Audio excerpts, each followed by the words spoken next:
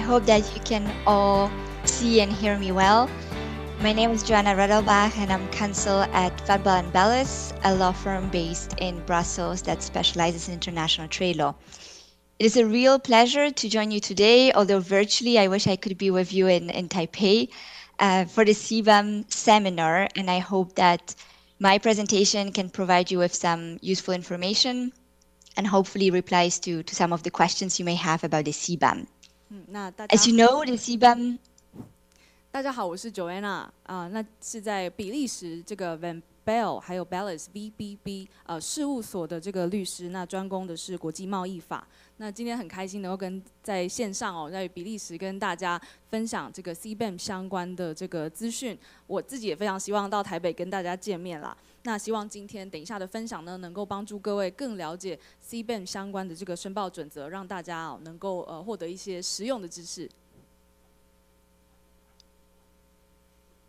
As you know, the CBAM is now a reality. Its implementation starts in only 3 months.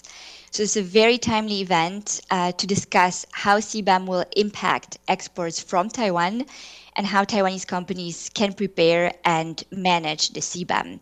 And let me now beam up my presentation while I'll give some time to the translator. 好，那我们也知道说 CBAM 其实它已经是一个既定的事实，它即将就要开始进入我们的这个过渡期所以在台湾的业者当然也就要为到欧盟出口到欧盟去做准备。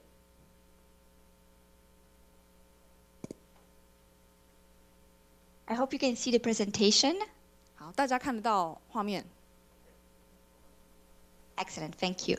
So in terms of specific topics I would like to cover today, I understand that you already had 2 sessions discussing some specific aspects of the CBAM.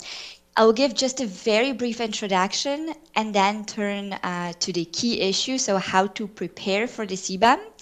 First, during the transitional period that will start in October this year, and then during the full application, which will start in 2026. I will then talk a little bit about enforcement, so compliance and penalties, and then finish with a few words about circumvention. 那我也知道说前面已经有2位讲者跟各位先简单的说明过，就是 CBAM 的申报相关的注意事项、计算的方式等等。那这是我今天的演讲大纲。首先我也会简单说明一下。那接下来就进入主要的课题，就是业者如何为 CBAM 的申报来做准备。那我们知道 CBAM 它在今年的10月就会进入这个过渡期，那2026开始就是全面的实施，所以分这2个阶段来讲。那后面呢也会说明一些如何做到法遵相关的法则，那最后再谈一些反规避的课题。So just a very brief CBAM reminder. As you know, CBAM is in essence a mechanism that imposes price on carbon embedded in the imported products. Initially, the CBAM will apply only to a limited number of sectors, so cement, electricity, fertilizers, iron and steel, aluminum, hydrogen, as well as certain precursors and downstream products. I understand that for Taiwan, it is especially iron and steel sector and some of the downstream products that are particularly important. Important point to make is the possible future extension of the CBAM to other products. So the European Union intends to extend CBAM to other products covered by the EU emissions trading system, so for example glass, ceramics, paper, but also to additional downstream products. 那这边就可以看到说 CBAM 它其实就是欧盟希望针对进入到它境内的货品去课予碳相关的这个税费嘛。那对这边可以看到第一个就是产品的涵盖范围，包含水泥、电力、肥料、钢铁、铝、氢气，还有部分的前驱物，还有一些下游的产品。那对台湾来讲，就是钢铁、铝制品这个部分是比较重要的部分的重点产业了。那另外要注意的就是，它到2030年可能会扩展到其他这个欧盟碳排交易系统 ETS 下的其他产业，包含例如说玻璃、陶瓷、纸张、有机化学品以及其他的一些下游产品。In terms of emission coverage, the CBAM will cover direct emission as well as indirect emissions, meaning emissions relating to the electricity used for the production process, but only with respect to cement and fertilizers. 那这边排放范围，前面的先进也有讲到，就是分为直接排放跟间接排放。间接排放主要就是使用的这个用电。那在初期呢，我们只有适用水泥跟肥料业。In terms of geographical scope, the CBAM will apply to imports from virtually all countries with very limited exceptions. First, for third countries that are covered by the EU emissions trading system. So these are EEA countries, so Norway, Iceland, Liechtenstein. And then third countries that have domestic emissions trading system, which is linked with the EU ETS. And at present, it is only Switzerland. 那这边可以看到，它适用的这个地域范围，基本上就是所有的国家，只有少数的特例哦，可以看到两种，一种就是这个适用欧盟 ETS 系统的第三国，也就是所谓的 EEA 国家，例如说挪威啊、列支敦斯等等的这些第三国。那第二类呢，就是拥有跟欧盟的 ETS 系统连结的，他们国内自己有一套交易系统的国家。那这边举例就是像是瑞士。And CBAM provides for very limited exemptions for low-value shipments. These are shipments below 150 euros, and goods which are in personal luggage, as well as for goods which are moved or used in the context of military activities. All other products that are imported into the EU will be covered, and our CBAM products will be covered and will have to comply with the CBAM. 那这边也可以看到，其实豁免的情况也是非常的少哦，包含例如说低价值的货物，就是你低于150欧元的价值，或者说个人旅行携带的这些货品。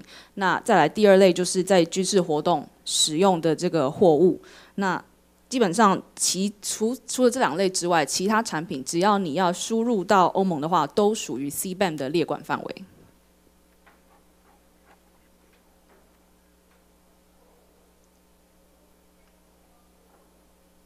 I'm trying to move to the next slide, but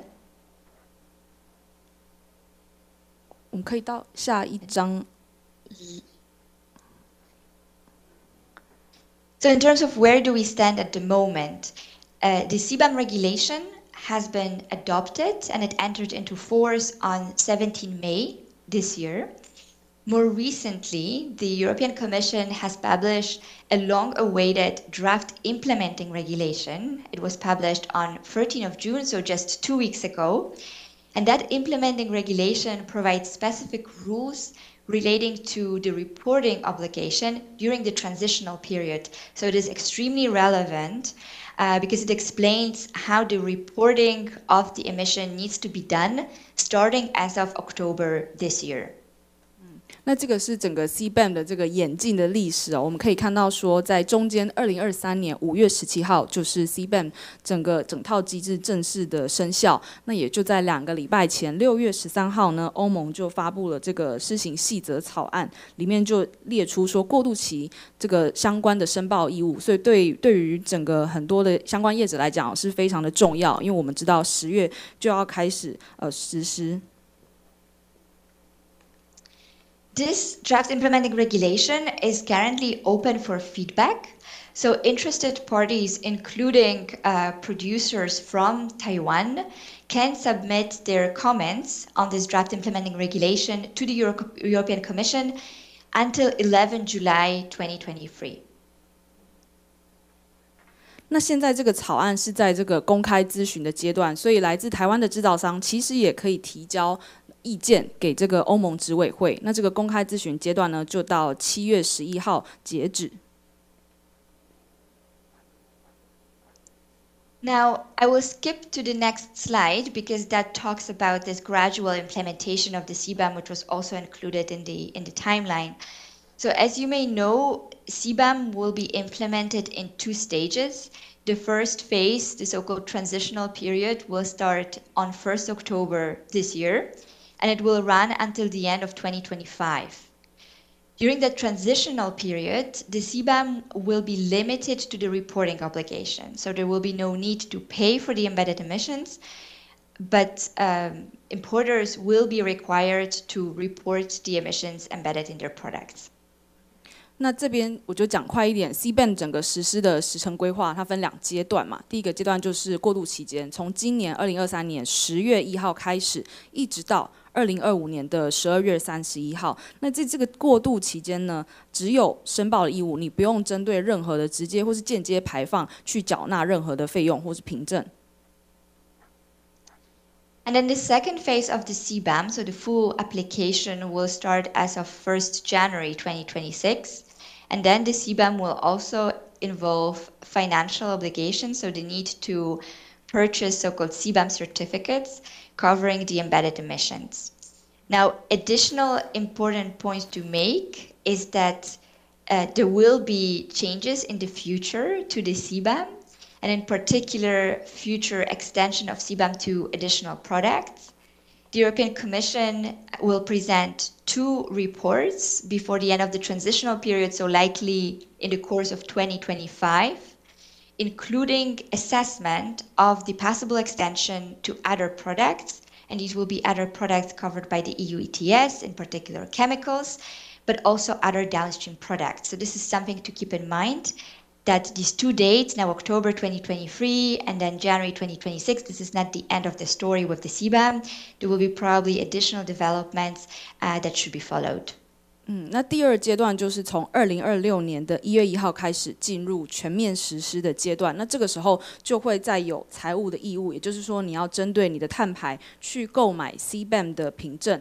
那这边另外要强调的一点就是说，它在这个第1阶段，就是过渡期间的最后，欧盟它会去做一个评估，它会产出2份的这个报告，去评估说，我的 CBAM 是不是要扩大纳管有机化学品、塑胶或是其他的这个下游产品。所以不是说正式生效开始就不管它了。未来 CBAM 整个制度是可能有变化的，所以需要去持续的观察。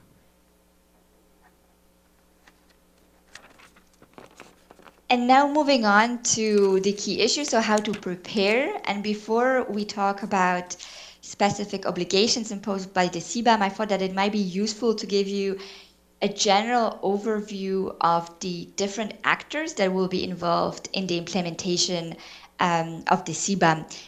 The slide is quite dense, but this is just to give you a general idea. And I think the most important message is first, who will be the entities that will have to carry the CBAM burden, and then the authorities that will be involved.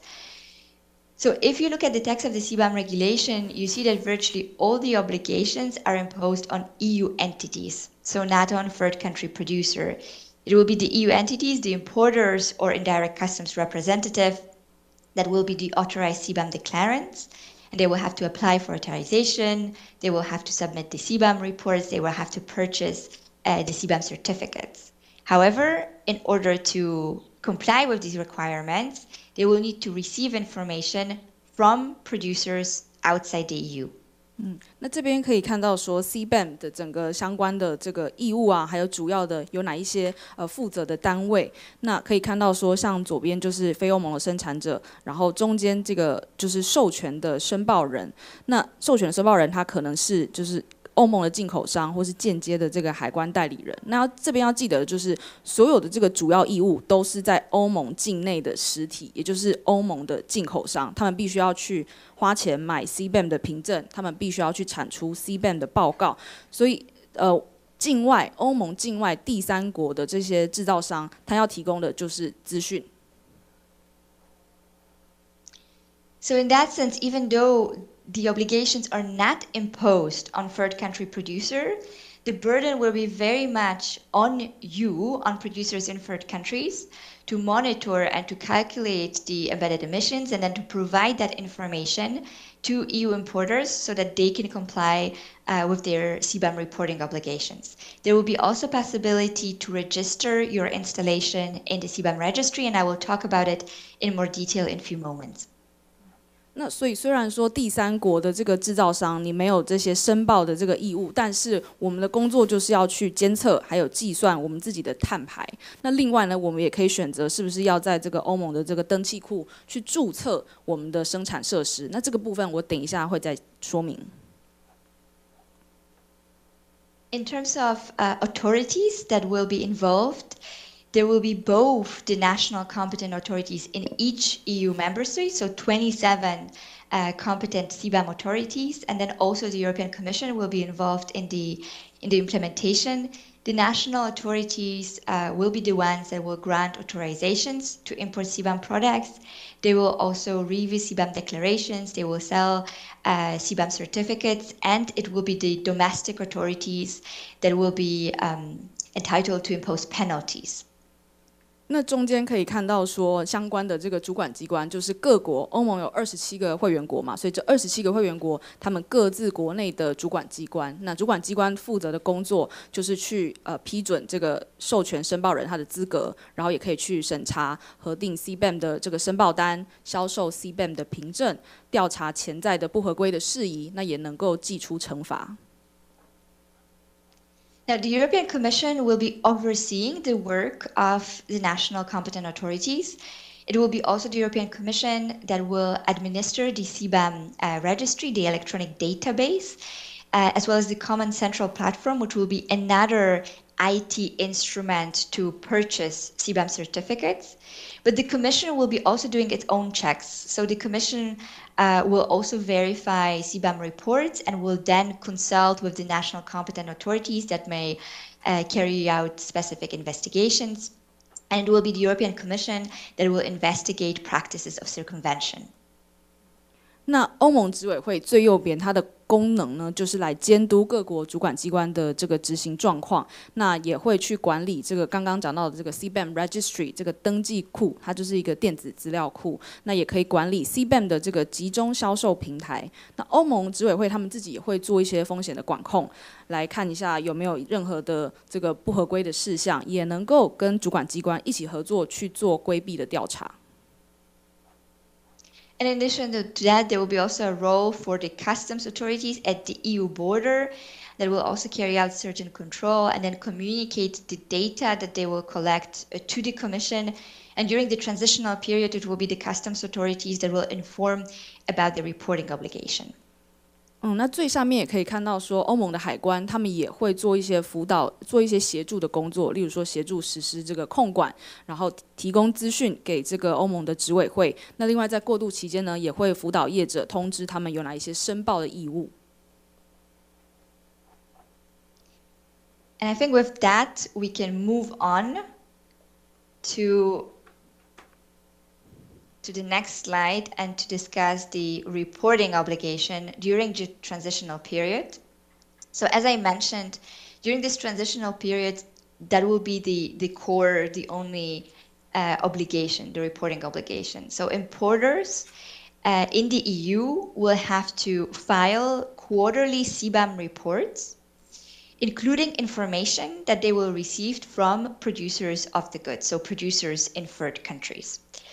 Importantly, the data included in the CBAM reports will not have to be verified during the transitional period, and there will be no need to purchase CBAM certificates. That being said, the compliance with the reporting obligation is important because already during the transitional period, there will be penalties for non-compliance. 好，那接下来刚刚就是讲 CBAM 的整体的这个概况哦，接下来就进入到说各个期间业者应该要怎么样准备。那第一个就是过渡期，所以过渡期的话，欧盟境内的进口商要每季的去提供这个 CBAM 的报告，那里面呢就有包含相关的这个资讯。那在这个过渡期间呢 ，CBAM 的报告资料是不用被查证，那过渡期呢也不用去购买 CBAM 的凭证。但是要注意的是，如果你没有依规定去没有依规定的义务去申报的话，还是会受处罚哦。The reports will have to be submitted no later than 1 month after the end of the relevant quarter, meaning that the first CBAM report, which will cover imports during October, December this year, will have to be submitted by 31st January 2024. And the last CBAM report, which will cover imports during October, December 2025, will have to be submitted by 31st January 2026. 那右边可以看到就是缴交的期限，基本上呢就是每季结束后1个月内要提交。所以第一份的这个 CBAM 报告哦，它是 cover 2023年10到12月的进口，它应该要在2024年的1月31号之前去做提交。那最后一份 CBAM 的报告呢，它 cover 的这个进口是2025年10到12月，那缴交的截止期限就是2026年的1月底。所以对于第三国的这些制造商，就是要提供资料给进口商去编制 CBAM 的报告。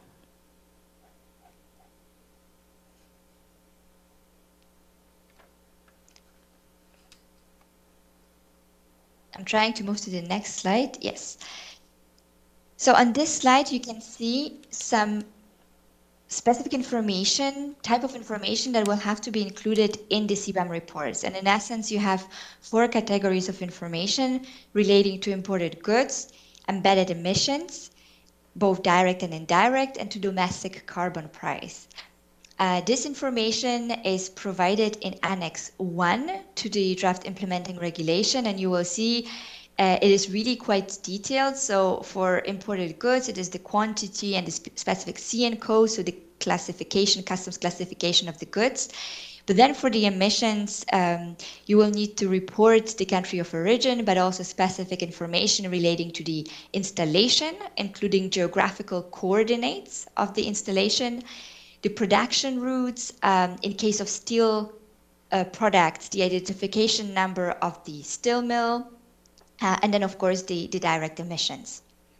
好，那这边就讲到比较细的内容，就是 CBAM 报告里面要放哪一些资讯。首先可以看到4大类，你进口的东西是什么？你进口的东西它的这个含碳量，然后再来就是间接的排放，还有最后一个就是已经在这个原产国缴纳的这个碳价。那进口货物这边就有列，例如说你进口的产品数量，然后你的欧盟的这个 CN 码，那进口产品碳排的部分就更多了，例如说你的这个原产国，包含你的生产设施，细到你要提供地理坐标，还有你的生产路径啊，还有就是如果是钢铁业的话，你要提供钢铁厂的这个 ID 号码啊等等。And the purpose of collecting all this detailed information is for the European Commission to collect data in order to specify the methodology for the calculation that will apply after the end of the transitional period. So after 2026, when the CBAM will be fully implemented. 那这些其他详细的规定，其实都在施行草案的这个附录1里面。那欧盟执委会他们会想要收集这些资讯，就是希望说了解对于各个产业、对于各类的货品最佳的碳排计算方法是怎么样，那就会适用到2026正式实施的时候。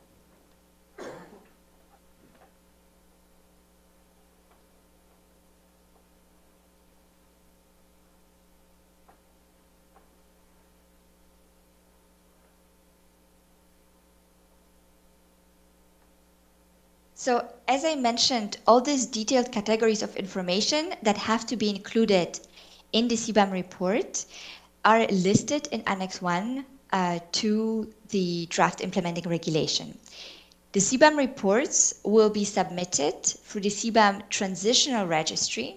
This will be an electronic database that is currently being developed by the European Commission. Importantly, there will be possibilities for making modifications and correction to the CBAM reports. As a general rule, until 2 months after the end of the reporting quarter, but there is a derogation for the first CBAM report. The European Commission recognizes that there's very little time to prepare for the start of the transitional period, so there might be need to make some corrections to the data that will be reported. So in case of the first CBAM report that needs to be submitted by the end of January 2024, that report can be corrected, it can be modified without any penalties until the submission deadline for the third report, that is 31st July 2024. 那刚刚也再次提到说，就是相关的细项都就是规定在施行细则草案的附录1里面，那就可以看到很多的这个相关的规定。那再来提交报告的方式，就是透过欧盟执委会他们设定的这个 CBAM 过渡期的这个登记处 CBAM Transitional Registry。那另外呢，这边也可以注意到说，其实因为欧盟执委会知道说，要进入这个过渡期其实业者准备的时间非常的短，就今年10月，所以他们也有给业者就是修改更正报告的这个空间。所以基本上呢，原则申报季度截止后的2个月内，你都可以再去更正修改你的 CBAM 报告。那针对第一份、前2份的这个 CBAM 报告，到这个截止日，报告书缴交期限之前，第3次缴交期限之前，你可以修改前2份报告，它有给这个余裕。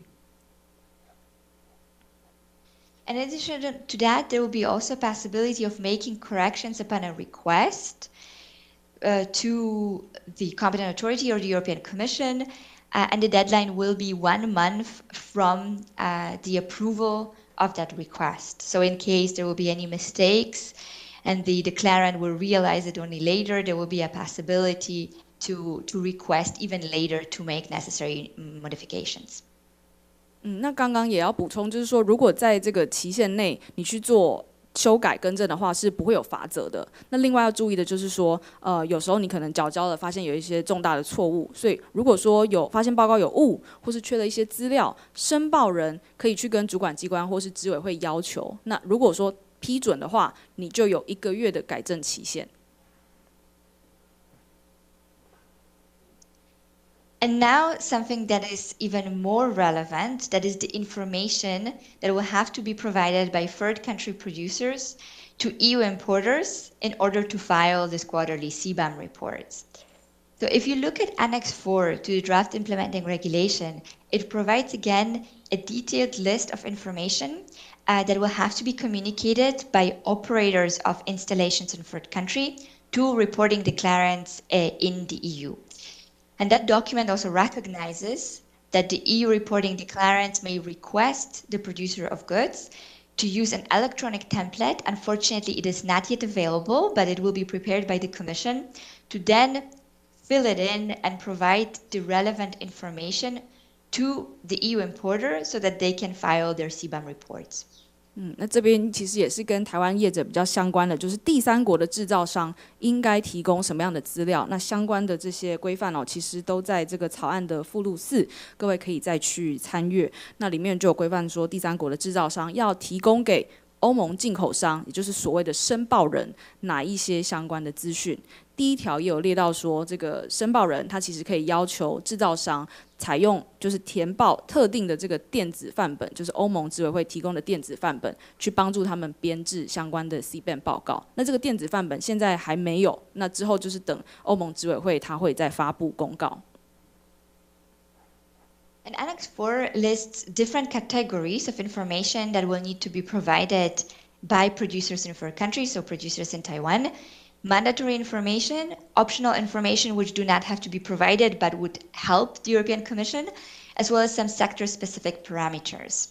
In terms of mandatory information, that includes information on the installation, including, again, specific geographical location of that installation, the information on production processes and production routes used in that installation, specific direct embedded emissions, but also information on data quality and whether or not default values have been used, as well as information on indirect embedded emissions, information on domestic carbon price, where there is domestic carbon price that is paid with respect to the CBAM goods, and where necessary, sector-specific information. And just to give you an example, for steel products, this type of sector-specific information includes the use of scrap. So how many tons of scraps were used in order to produce 1 ton of the CBAM good. 那这边就可以看到说，在附录4里面，所有第3国的制造商，他应该要提供给申报单位的相关资讯。那必要的、强制要提供的资讯，包含哪一些？生产设施的资讯，包含刚刚讲到的地理的位置，你生产的过程采用的制程，你的生产路径，你产品的这个直接跟间接排放，还有数据的品质，你引用了哪一些预设值，你是怎么算出来的？然后再来就是跟你这个产业相关的特定资讯，如果适用的话，还有你已经在国内缴纳的碳价。那另外还有一些额外可以选填自行选择要不要提供的资讯，或者是一些业界就是产业特定相关的参数。那举个例子，以钢铁业来讲，你就还要再提供，例如说你用了多少吨的这个废铁。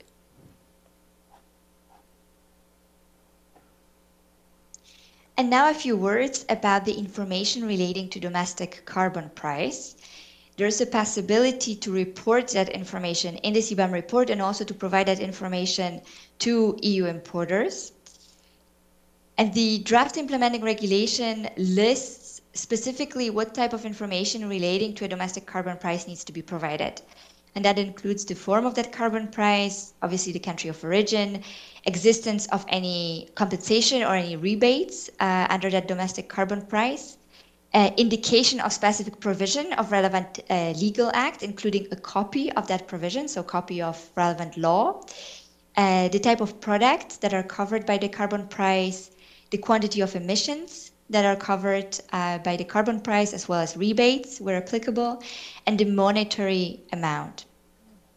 那针对国内碳价的部分，你要申报的时候，你必须要提供下面的这些资讯，包含碳价它是用什么形式来计算，什么样的形式存在，然后原产国，还有就是有没有退费啊，或是任何形式的这个补偿，还有相关的法律条文。所以你在这边你要附上，例如说国内适用的相关法律的那个副本，或者说那个条文要引述给对方，然后再来欧盟的这个 CN 码税号。还有碳价涵盖了多少的碳排，退费如果有退费或是补偿的话，涵盖了多少的碳排量，然后还有金额的计算。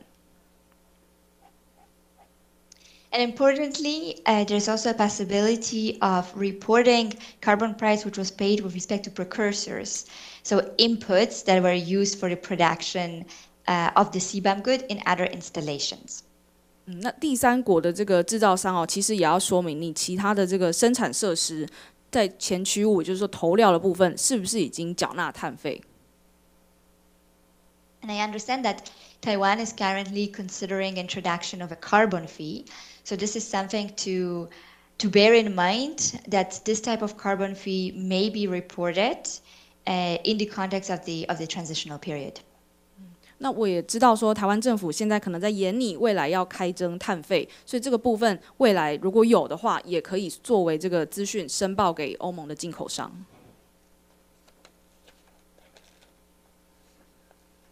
And now moving on to the key information that is included in this draft implementing regulation. So how to calculate, how to determine the embedded emissions. And before I will talk a bit about the specific calculation rules, I think it is useful to start with explanation of the general approach for determining the embedded emissions. And that approach, in essence, consists of 3 steps. 那接下来就讲就是怎么样去计算那个碳排量。那在我详细的讲这个相关的规则之前啊，我想要跟各位讲就是大原则，那分成3个步骤。So the step 1 consists of identifying the relevant production processes for each goods category produced in a given installation. So we take an installation, for example, in Taiwan. We look at what CBAM goods are produced in that installation, and the draft implementing regulation lists categories of goods. So some goods are grouped together. So for example, steel and iron products, there are many different CN codes that fall under that goods category. And then you need to identify, you need to divide that installation into different production processes. As a general rule, each category of goods should be assigned only one production process. However, in case there are different production routes for the same good category in the same installation, there might be different production processes which are defined for each specific production route. And what is a production route? I think it's quite important because there are a lot of these technical terms. Production routes, for example, for crude steel, there are 2 that are listed in the draft implementing regulation. And one is the basic oxygen steel making, and the other one is a production route that uses electric arc furnace. So in case one installation, the same installation, would use both production routes, there might be different production processes that are identified for each of these production routes. 那首先第一步呢，就是要为你生产设施的每个货品类别去鉴别相关的这个制程。那在这个施行细则草案里面就有一个清单，然后它是依照欧盟的这个 CN 码去分货品的这个类群，所以就可以依这个清单呢，去分别对哪一个货品你有哪一些的这个制成。那在欧盟他们的这个草案里面用的名词叫做 production route 生产路径。所谓生产路径就是类似我们台湾讲的这个制成，所以以钢铁厂为例好了，以钢铁业为例好，粗钢的生产它就有分成2个这个 production route 生产的这个路径，一个就是例如说转炉炼钢法，我们讲的 BOF 法。另外一个就是电葫芦炼钢法，所以就分这2种。所以假设你的生产设施里面刚好这2种都有采用，你就要分别去分，然后它还有生产依照这2个制程去分，然后它里面包含哪些产品。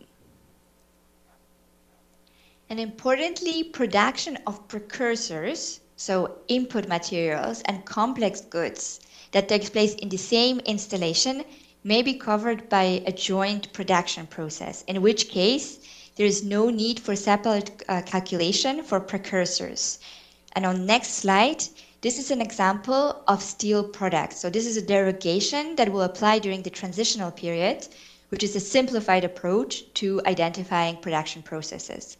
So in case of an installation which produces several, so 2 or more products from steel product category. So here we have list crude steel, iron steel products.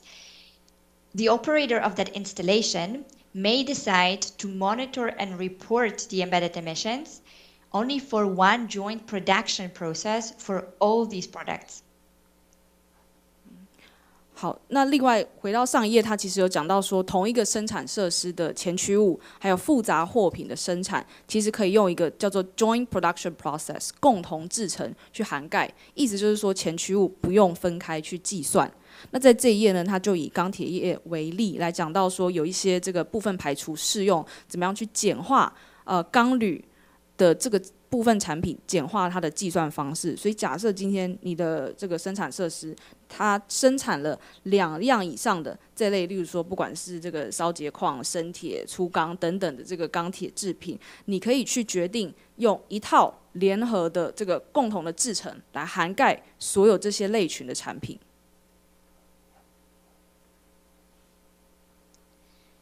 So once we have identified the production processes for a given installation, the step 2 for determining the embedded emissions is to monitor the direct and indirect emissions at the installation level. And the specific monitoring practices will be based on different calculation methodologies that I will explain in a moment. There are different calculation methodologies that will then determine the monitoring process. Importantly, the monitoring period must ensure that non-representative data are avoided. So the default monitoring period is 1 year. It might be shorter, in particular if the installation already is subject to domestic monitoring obligations, but this period cannot be shorter than 3 months. And the operators of the installations will have to keep complete records of the monitoring process and the monitoring report or monitoring program, how the monitoring is being conducted for at least 4 years. And it is the operators in third countries that must be able to provide those data and documents to the Commission and the competent authorities in EU member states. 那第一步是鉴别这个生产的流程跟相关的货品，第2步就是开始监测你的这个生产设施里面直接跟间接的碳排量。那监测的方式就看你要怎么去计算。那有2种方法，这个我后面会讲。那这个监测的这个期间应该要就是你的那个资料数据是要有代表性的，所以至少要监测1年。那如果国内已经有这个相关的监测制度的话，可以让你最短只要监测3个月就好。那再来就是说，相关的资料跟记录要完整留存在你的生产设施，至少保存4年。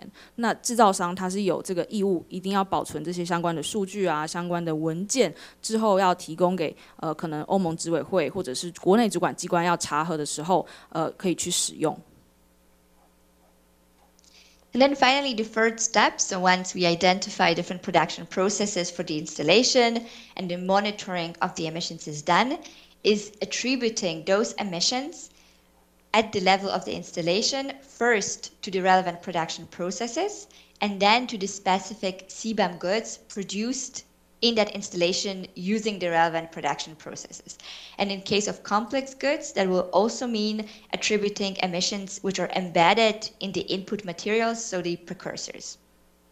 那第三步呢，就是要去做这个归属的这个分析，所以把这个碳排啊归属到对应的制成还有生产的这个货品。那如果是复杂货品的话，你也要把如果是属于前驱物的碳排，就是哪一个就对哪一个对好。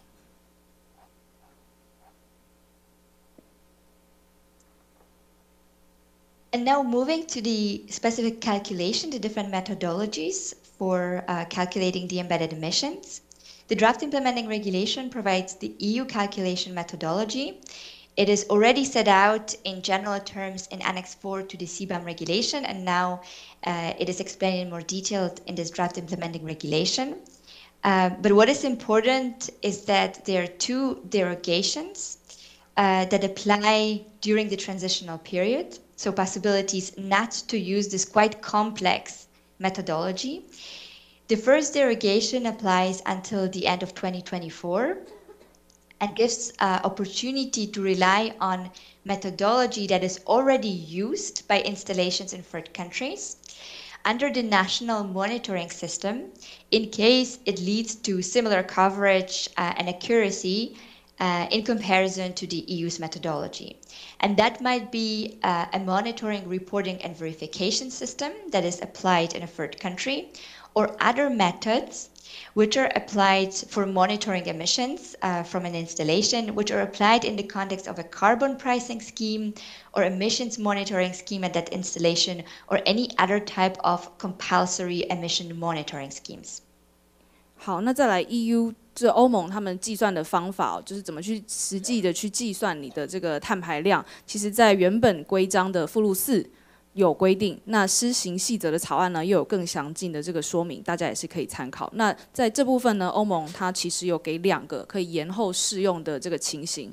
第一个呢，就是到2024年12月31号前，你可以选择不要用它规定的这个计算方法，你可以用第三国，就是各位就是台湾国内监测机制的方法，但是有一个前提就是涵盖的范围还有这个数据的准确性要跟欧盟的计算方法是差不多的。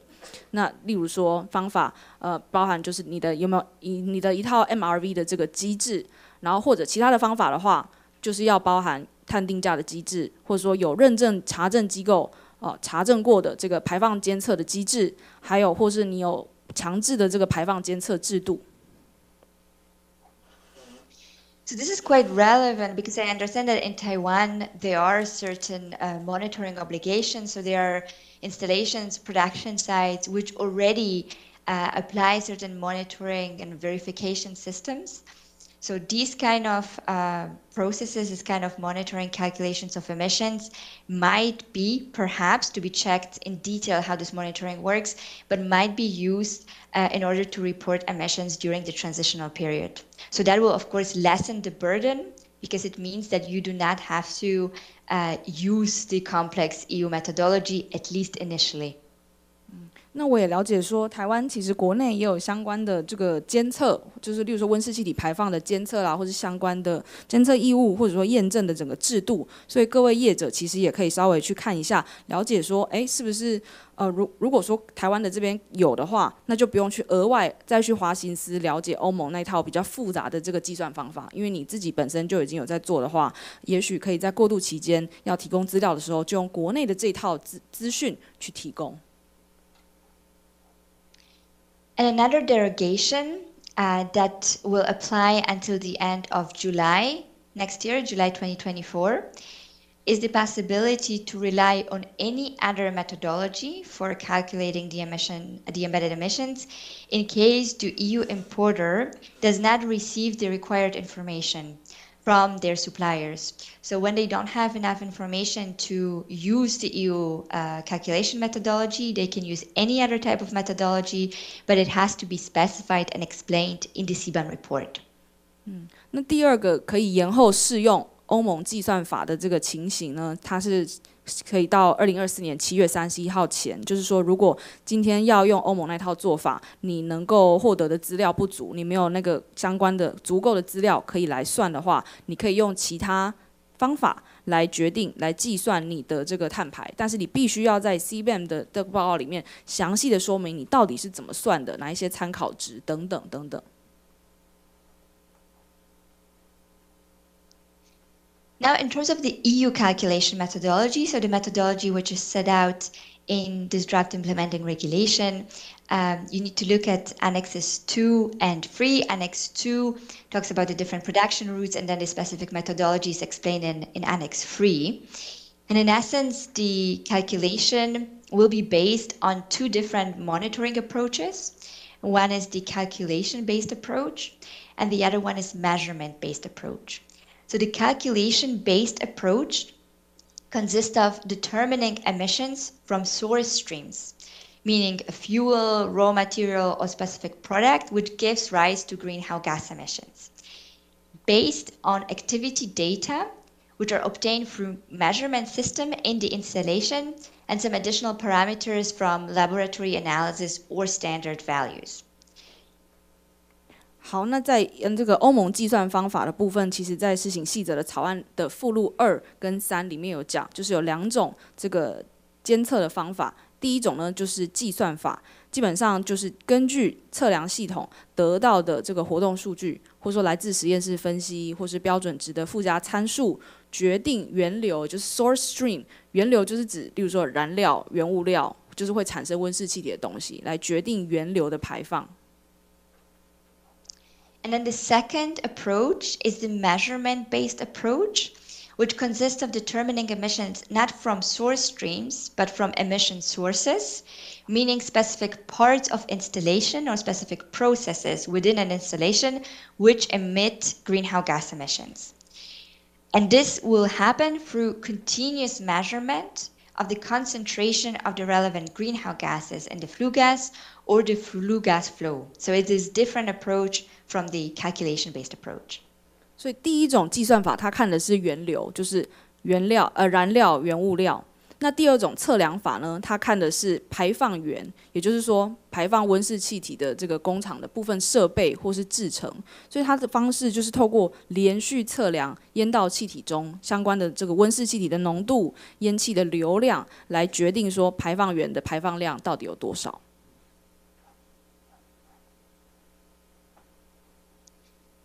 Importantly, the operators of installations in third countries can decide which methodology, so the calculation-based or measurement-based, they want to use in function of what will yield more accurate and reliable results. There are certain circumstances where one of these methodologies is mandatory. So for example, the measurement-based approach is mandatory for the monitoring of N2O. So that's relevant for fertilizers. But otherwise, it is up to the operators to decide which of the two methodologies they want to use.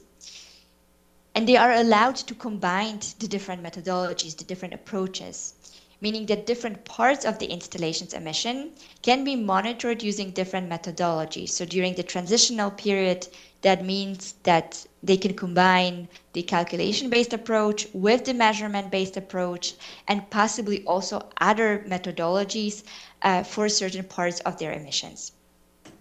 那这边的话，就是除非这个产业它对于计算的方法有特定的要求，不然第三国的这个制造商，其实就是各位业者，你可以选择哪一种方法能够提供最准确、最可靠的结果。但是，例如说以肥料业来讲，它就有规定，你一定要用测量法来计算你的碳排。那业者也可以结合多种的方法来监测，例如说你这个生产设施不同部分的排放。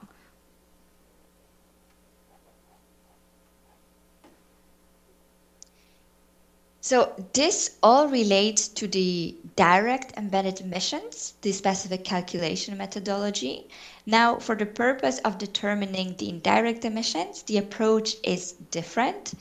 So you will rely on default values, which will be calculated on the basis of different averages. So the first option will be the average emission factor of the country of origin. So for example, Taiwan's electricity grid, based on data from the International Energy Agency that will be provided by the Commission. The Commission will publish these default values to be used. Or based on any other emission factor of the country of origin electricity grid, based on some publicly available data in the country of origin, which represent either the average or the CO2 emission factor. So for indirect emissions, you will rely on the default values instead of making specific calculations.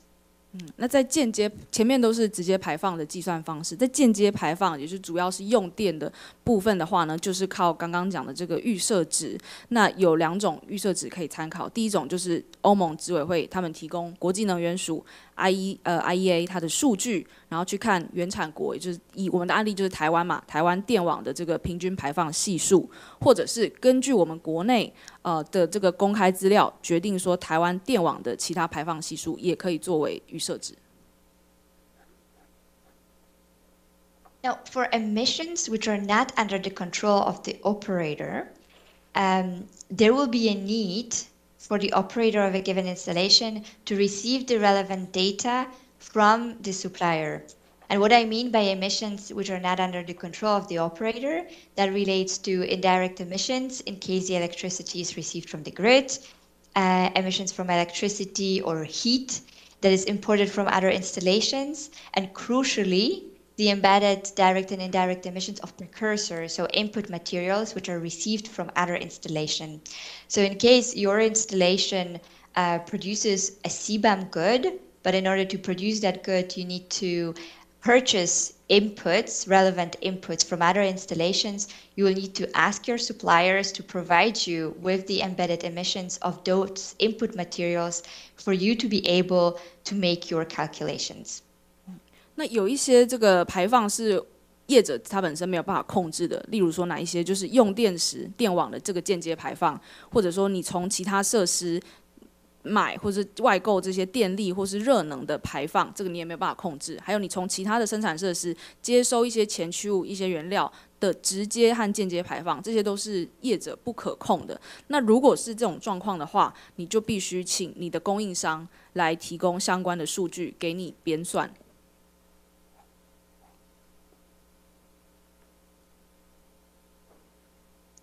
Now, moving on to the third step of the approach to determining the embedded emissions. So once we determine the production processes and we use the methodologies, we made the calculations. These calculations are made at the level of the installation. It is necessary to attribute those emissions, direct and indirect, to specific goods, because the CBAM applies to imports of goods. So of course there's a need to make this type of attribution exercise. Now, for the embedded direct emissions of simple goods, how this will be done is that you will take the direct emissions of the relevant production process over the entire reporting period. And as I mentioned before, the reporting period in principle would be 1 year, and then divide that information, that figure, by the activity level of the goods. And activity level means the amount, the volume of goods produced in that reporting period in a given installation. 好，那我们就是鉴别制程，然后选好了方法，然后算完之后，接下来就是要去归属，就是 attribute， 就是算说哪一些碳排，这个产品有哪一些碳排嘛。那以简单的产品来说，就是这些 simple goods， 它的算法就是申报期间，也就是当年度，通常是那一年啦，那一年生产过程的直接排放除以货品的活动水准。那所谓活动水准的意思就是申报期间内你这个设施、你这个厂房所生产的产品数量，所以就是排放量除以产品量。And similar methodology, similar process will be followed in case of indirect emissions. What is important is that in case of complex goods, meaning goods which are produced with input materials, with precursors, so for example, iron and steel products or aluminum products, the direct and indirect emissions of these precursors, of these input materials, will be taken into account in making the calculation. 那其实复杂产品它的计算方式也差不多，但是复杂产品因为像是钢铝制品，它需要使用前驱物，所以在算这个排放的时候呢，你要把前驱物的碳排也包含进去算。And in the case of complex goods, it is important to note that the use of the default values will be only allowed for input materials or sub-processes which contribute less than 20% of the total emissions. 那这边要注意的就是说，如果是以复杂产品来讲，就是只有允许在对于总碳排量贡献不到排放量20%的这个前驱物或是次要制成方面，你才能够采用这个预设值。And this brings us to the end of the obligations relevant for the transitional period. And now we'll move to the full obligations, the obligations that will apply after 2026. 那 So most important. 刚刚前面这边讲的就是这个过渡期你的申报义务，那接下来就是进到说全面实施之后，申报人有哪一些义务？ So as of 1st January 2026, in order to be able to import CBAM goods to the EU, you will need to have status of authorized CBAM declarant. So EU entities, EU importers will need to apply for authorization. It will be a one-time formality, and this authorization, this application and authorization process will take place through the CBAM registry. The authorization will be granted by the competent authority of the EU member state where the importer is established. And this information is maybe not relevant in general for producers in third countries, but it is relevant for companies in Taiwan which have related importers in the EU, because those importers will have to apply for authorization. 那在全面实施期呢，要注意的几件事就是，只有获得授权的这个 CBAM 的申报人可以去进口 CBAM 的货品到欧盟的境内。那怎么去申请？它就是一次性的这个正式申请，然后透过这个 CBAM 的这个登记处 CBAM Registry 去做申请。那由这个申请人他设立地、注册地的欧盟成员国主管机关来去授权给予这个资格。那跟台湾业者有什么关系呢？就是如果你今天有相关的这个进口业者是在欧盟境内，你就会有关联。And the application for authorization will be passable as of 1st January 2025. You will need to have that status as of 1st January 2026, but of course the process will take some time. And the authorized CBAM declarant may be either EU importer or an indirect customs representative, especially in case of importers that are not based in the EU.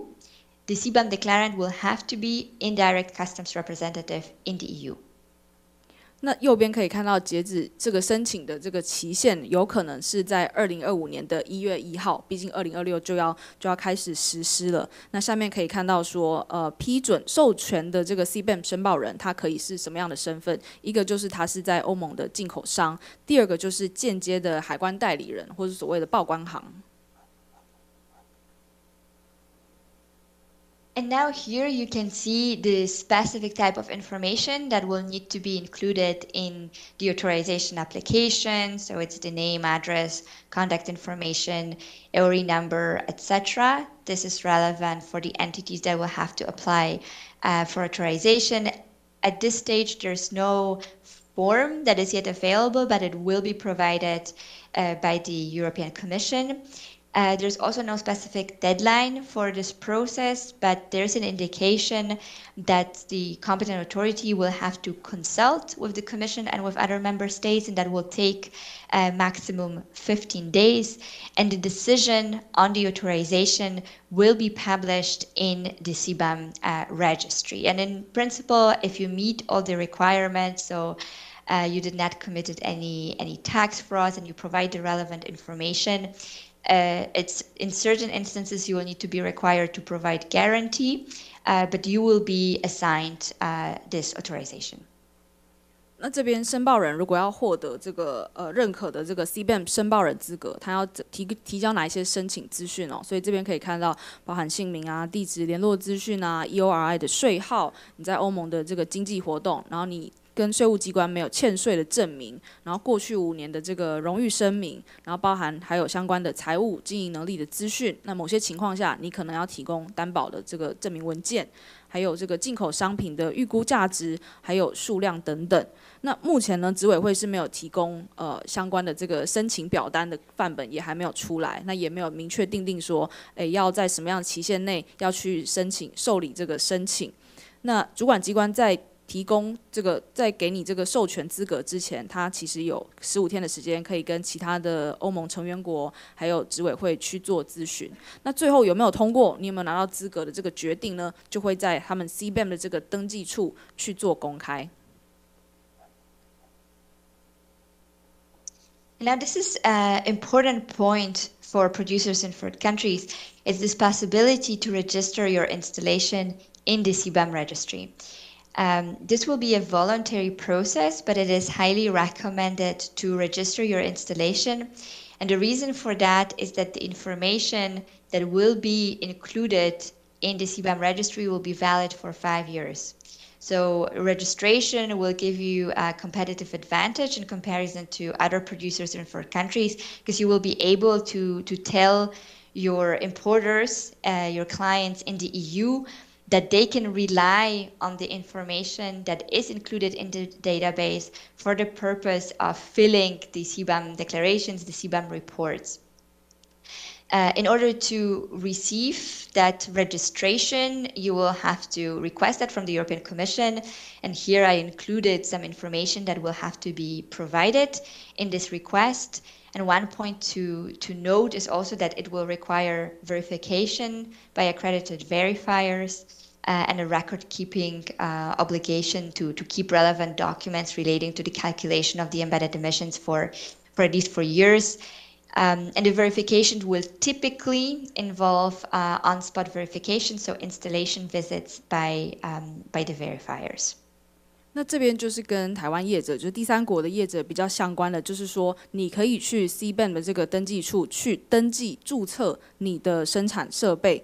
那这个其实是非常建议的做法，虽然它是不强迫，就是自愿的。为什么呢？因为它这个资讯会在这个欧盟他们这个平台上保存5年。那你也可以跟你的这个欧盟的进口商，你在欧盟的客户跟他说，你基本上去这个资料库调这个资料就没有问题了，就是很方便。然后这个资料也是对的这样子。那这边我也列出说，你要对欧盟的平台去注册你的生产设施，你要提供哪一些相关的这个资讯。那另外也要你的生产设施也要经过合格的验证人去做稽核，所以是欧盟他们 ETS 系统的这个验证单位，然后可能会去实地的访查，去看你的这个生产设施。那另外你这边的文件档案也要保存大概4年。And you will be able to apply for registration as of 1st January 2025. It makes sense to be early, given that you may need to schedule these verifications by accredited verifiers. And just one point on accredited verifiers, in principle, these are the ETS verifiers, so verifiers that are already accredited under the EU emissions trading system. But there's a possibility for other persons, competent persons that may be accredited by national accreditation bodies in EU member states. So there is no EU list. There are different lists, and the accreditation happens in each EU member state. And there is an open question to what extent verifiers based in third countries can be and will be accredited. This will, of course, help with verifications in third countries, because otherwise we can imagine a massive bottleneck if EU-based verifiers have to travel the world in order to make verifications for the purpose of CBAM. 那右边可以看到说，开始的这个申请的期限应该会是2025年的1月1号。那当然，及早开始准备会是更好的，因为你的生产设施之后还要经过合格的验证人员或是验证单位去做验证。那下面就有提到说，谁是合格的这些验证单位或是验证人员？基本上就是欧盟 ETS 系统下合格的这些验证人，或是说其他由欧盟成员国国家认证机构所认证的这些人员。那欧盟其实并没有一个这个清单。那另外一个衍生的问题就是说，第三国的这些验证单位可不可以也做合格的验证人？因为不然可以想见，这样子全世界的就是欧盟的这些验证人员就要世界到处飞，然后去查验这个生产设施。所以这个也是未来可能会讨论的议题。Now, in terms of calculation of the embedded emissions after 2026, there are three options. The first one is the calculation of the actual embedded emissions, where this is possible, and this will be made in line with the method which is set out in Annex 4, and details that will be set in implementing acts. We can imagine that they will be similar to what the Commission now provided for the transitional period. There might be, of course, certain changes. In case calculation based on actual emissions is not possible, there are two options for relying on default values. 好，这边就是讲到说，这个2026年全面实施之后的这个碳排的计算方式，基本上就涵盖在附录4。那未来呢，也可能会有一些变化，施行细则草案也有相关的规定。那未来有可能会变化，所以需要持续的这个关注。那如果今天没有办法去计算实际的排放量的话，下面还有2个这个选择。So the first type of default values will be established by the Commission based on the average emission intensity of each exporting country and for each CBAM good. And that will be increased by a markup. It is unclear at this stage what will be the markup. But that will result, for example, in a specific default value for steel pipe fittings produced in Taiwan. 那这个其他2个选项，第一种就是你采用由执委会设定的这个预设值，那这个是基于每个这个原产国还有每一种 CBAM 产品所定的这个平均排放浓度，加上一个加成的权重比例，那这个比例现在还不知道，所以例如说对于来自台湾的这个钢管的这个配件，它可能就会某一个特定的这个预设值。And in case this type of country and product-specific default values will not be available because the Commission will not have sufficient information to establish those values, there will be possibility to rely on default values, fallback default values, which will correspond to the average emission intensity of certain percentage of worst-performing EU installations. And these default values will be likely punitive. So it is recommended to avoid reliance on these default values and either make sure that country and product specific values, favorable values are available, or to rely on the calculation of actual emissions. 那如果说前面这2个都不行，你就是没有实际的资讯可以去认定实际排放量的话，那最后一个这个备案的计算方法就是用这种货品欧盟境内表现最差 X% 的这个设施的平均排放强度去计算，但是用最后这个备案哦，通常算出来的碳排量会是非常的高，已经几乎是一种处罚了，所以建议业者要尽量的避免。如果能够实际的去计算实际排放量，找出对自己比较有利的方法，那当然是最建议的。There will be also possibility of regional adaptation of the default values, so specific default values for a given country. And in terms of verification, as mentioned before, the verification will need to take place by accredited verifiers, and there will be a possibility of relying on the data that is registered for third country installation in the CBAM registry. 那在预设值的部分哦，可能会基于不同地区的这个特殊的样态去决定预设值的排放量是多少。那另外也要经过这个合格验证人的查证，或者你可以引用这个第三国设施的排放量数据。During the full application, there will be also the financial obligation, so the need to purchase and surrender CBAM certificates. That will happen through this common central platform. This will be an IT system that will be established by the Commission. The certificates will be sold by member states to the CBAM declarants which are established in that member state. One CBAM certificate will correspond to 1 ton of greenhouse gas emissions, and the price will correspond to the average weekly auction price of EU ETS allowances. And this is now approximate 80-90 euros at the moment, and this price will be published weekly by the Commission. 那在刚刚讲到说全面实施的话，你还有这个财务的义务，就是你要购买 CBAM 的凭证，所以这个欧盟的进口商呢，它就是要透过一个集中的平台去购买。那销售的这个负责人就是各会员国的主管机关。一张 CBAM 的凭证就等于1吨温室气体的排放。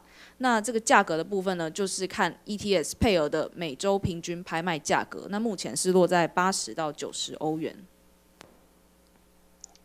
And there will be possibility to make reductions in the number of CBAM certificates due, first corresponding to explicit carbon price paid in the country of origin. So for example, carbon price paid in Taiwan, and then for the phase out of EU ETS free emission allowances.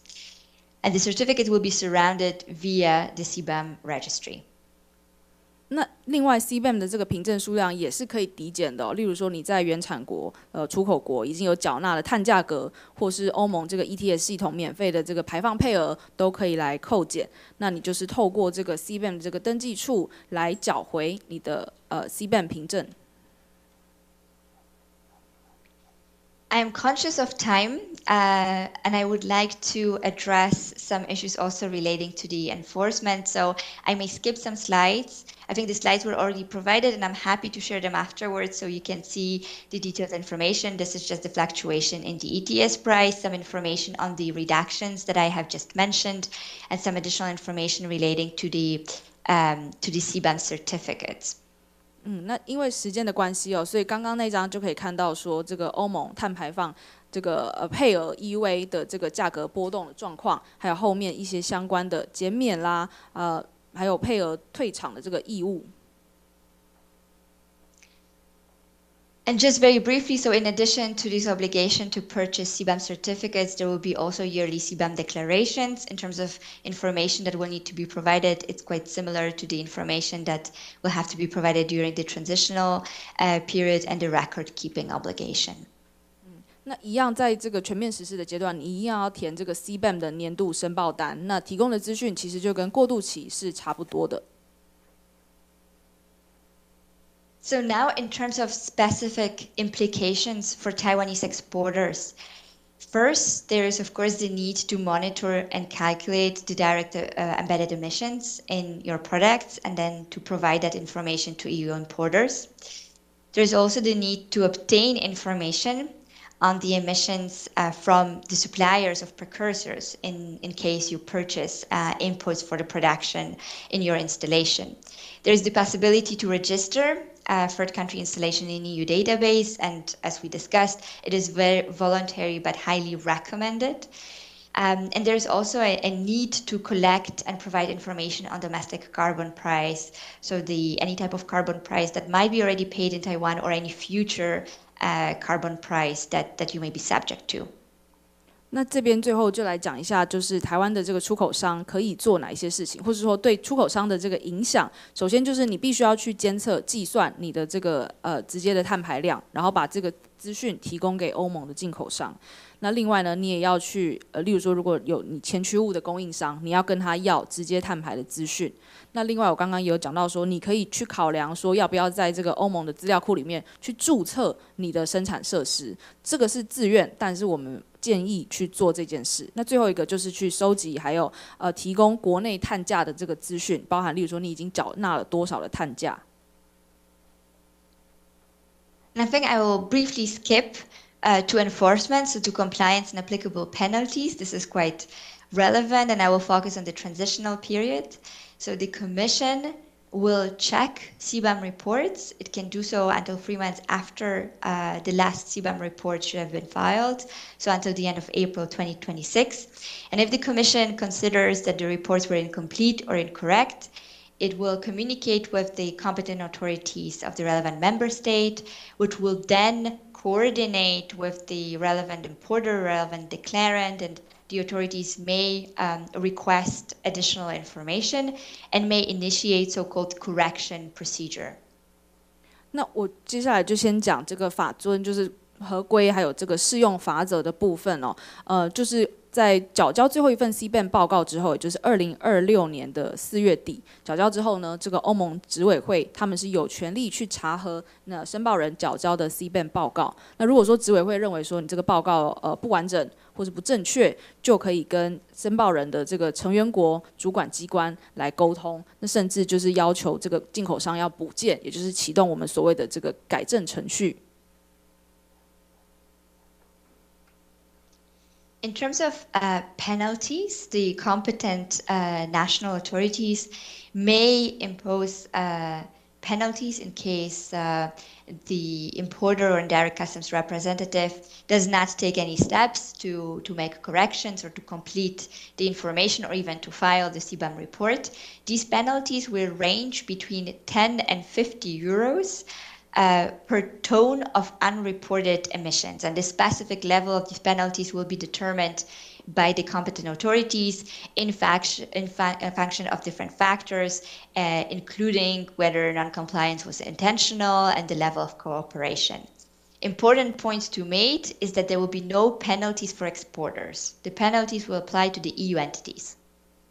那这边就可以看到说，如果申报人他被这个主管机关认定没有采取必要的措施去完善啊，例如说补件啊，或者是履行他的报告义务，就会有罚款。罚款是多少呢？就是每一吨没有申报的含碳量，罚金就是10到50欧元。那这个是由各成员国的主管机关去裁定。那下面就列有一些依据，例如说未申报资讯的这个严重程度啊，业者的配合意愿啊等等。那要特别说明的是，这个处罚是由这个欧盟的进口商处罚欧盟的进口商，出口商是没有罚则的。And the system will be similar after 2026. The penalties will be higher. There will be at least 100 euros per missing certificate, but the general procedure, the checking by the Commission and national competent authorities will be similar. Again, no penalties for exporters. The penalties will apply to the EU entities. 那一样全面实施起罚则就变得比较高一点就是每一张缺缴的 CBAM 凭证罚款就是100欧。那一样就是欧盟执委会主管机关，它可以去查你的这个 CBAM 的申报单4年的这个检视期。那另外再次强调，就是这边处罚也是没有针对出口商。And just briefly, a few words about the circumvention, because this is often overlooked, but it is quite important. So the Commission may conduct anti-circumvention investigations. These investigations will normally be conducted within 9 months. The Commission may decide to initiate these investigations on its own initiative or based on the information that it will receive either from the member states or other interested parties. 那在规避的部分其实它是比较常被忽略，但是其实很重要的。欧盟执委会它会去监督有没有规避的情况，它自己可以主动去展开反规避的调查，或是欧盟的成员国或是受到影响方可以跟执委会检举，进而去启动这个为期9个月的这个调查。Now, what is circumvention? Circumvention is defined as a change in the pattern of trade in the CBAM goods for which there is insufficient due cause or economic justifications, other than circumvention of the CBAM obligations. And the CBAM regulation gives 2 examples. They are not exhaustive of what may constitute circumvention. And this is first, slightly modifying the goods to make them fall under the CN code, which is not listed in Annex 1, so CN code, which would mean that the good is not subject to CBAM. Or the second example is artificially splitting shipments into low-value consignments, so consignments below 150 euros. 那规避这边在欧盟执委会的认定就是说，你没有充分正当的理由或是经济的合理性，你就把这个 CBAM 纳管的产品改变它的贸易模式。那目的呢？目的就只是为了去规避部分或是所有的 CBAM 义务。那在规章里面，它也列了2个例子是不详尽的清单。2个例子，第一个就是你稍微去改变你的货品，然后让它的这个海关的这个 CN 码税号不在 CBAM 纳管的这个产品清单里面。第二种做法就是你用人为的方式，你把你的货物交易就是切分成数笔，就是低价值，就是150欧以下的这个托运货物。Now, importantly, in addition to these 2 examples, the Commission will also monitor shipments of product via third countries, the reorganization by operators in third countries of their patterns and channels of sales, as well as any kind of dual production and dual sales practices. And this is important to bear in mind, because in case in your installation you have different production routes, which some that are more polluting than others, it is important to keep in mind that if you decide to export to the EU only the products which come from the less polluting route, there is a risk that this could be considered, if it's consistent practice, as circumvention. Now, circumvention will not lead to any financial penalties, but it may result in the Commission extending the product scope of the CBAM through a delegated act to additional products in order to address circumvention. 那这边也有列说，就是欧盟执委会它也会去监督看这个产品它有没有经由第三国去运送，或者说这个第三国的这个制造商它有没有去改变或者重整它的销售还有生产模式、通路等等，或是有没有例如说类似双重生产啊、双重销售的这个做法，所以要特别的注意。那另外一个就是如果说你的生产设施里面有不同的生产路径。然后有的可能是碳排比较高，有的碳排比较低。那在进到欧盟的时候，要特别注意，不要落入就是这个规避的这个类别。虽然说规避它不会有罚金，但是未来欧盟执委会它可能就会考量说，那你这些规避的产品，我也要列管。Thank you very much. I think we have now reached the end of our allocated time. But I will be more than happy to reply to any questions you may have either now or later. You can see my contact details here. Thank you. 好，那我今天大概就分享到这边了，因为时间的关系，那如果后面有任何问题，都很欢迎再跟各位交流。谢谢。